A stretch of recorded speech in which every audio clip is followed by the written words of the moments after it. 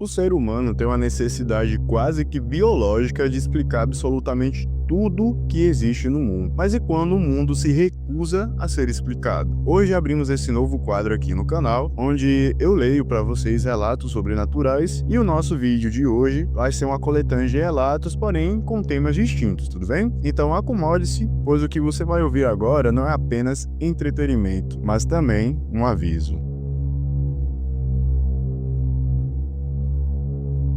Relatos assombrados. O vigia do setor C.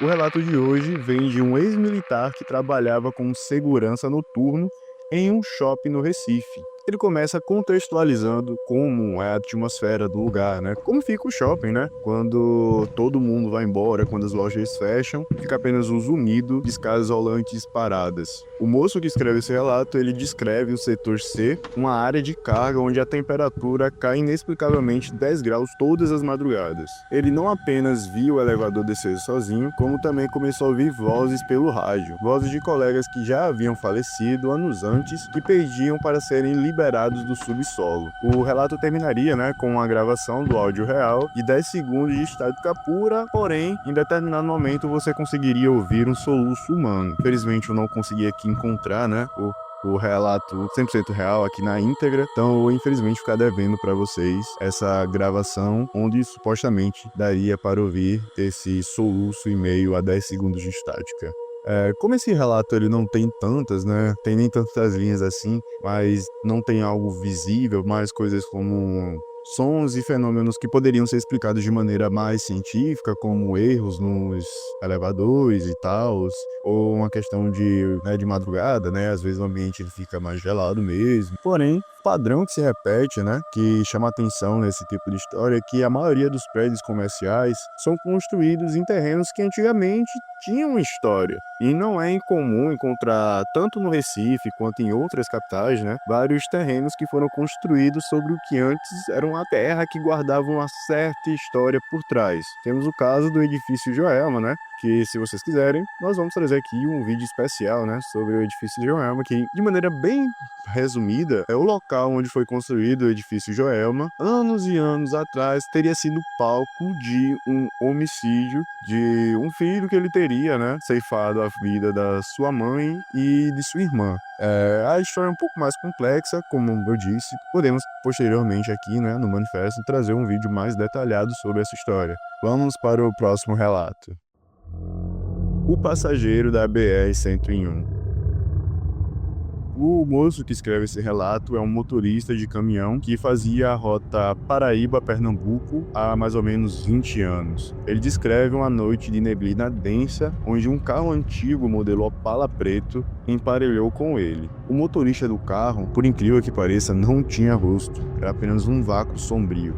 O caminhoneiro tentou acelerar, mas o Opala permanecia ali, estático ao seu lado, como se o tempo tivesse congelado para ambos. Ele relata que sentiu uma mão gelada tocar o seu ombro, mas ele estava sozinho na cabine e a própria estava trancada. O rádio começou a tocar uma música dos anos 1930, distorcida e lenta, até que o carro simplesmente desapareceu ao passar por um guarda-reio de uma ponte. O que chama também a atenção nesse tipo de relato é a aparição sempre do mesmo modelo de carro. Existe uma história, se passaria em São Paulo, em alguma serra bem famosa, por assim dizer, teria um trecho que passaria em um túnel, e pessoas relatam ver esse veículo, um Opala preto, em alta velocidade, e relatam um cheiro, cheiro de borracha queimada, de combustível. A princípio, a história seria de um acidente que ocorreu no túnel e tal, e seria algum tipo de impressão. A herança de sangue.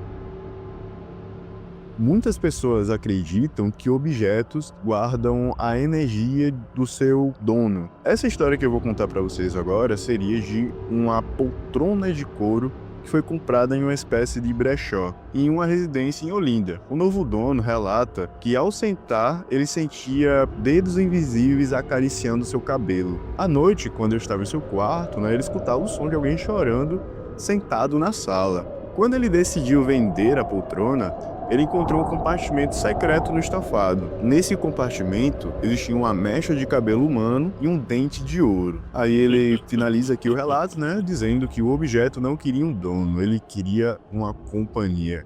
Devotos, eu particularmente discordo, eu acho que o dono ele ainda estava com esse bendito objeto, essa tal poltrona. E vai saber, né, como foi parar esse dente de ouro e esse cabelo dentro dessa poltrona. 3 histórias um tanto quanto rápidas, né, com dezenas e milhares de perguntas sobre o que pode ter acontecido. O manifesto não está aqui para te dar resposta, mas para garantir que esses relatos não morram em silêncio. Sejam bem-vindos ao manifesto e nós continuaremos vigiando. Até a próxima. Tchau, tchau.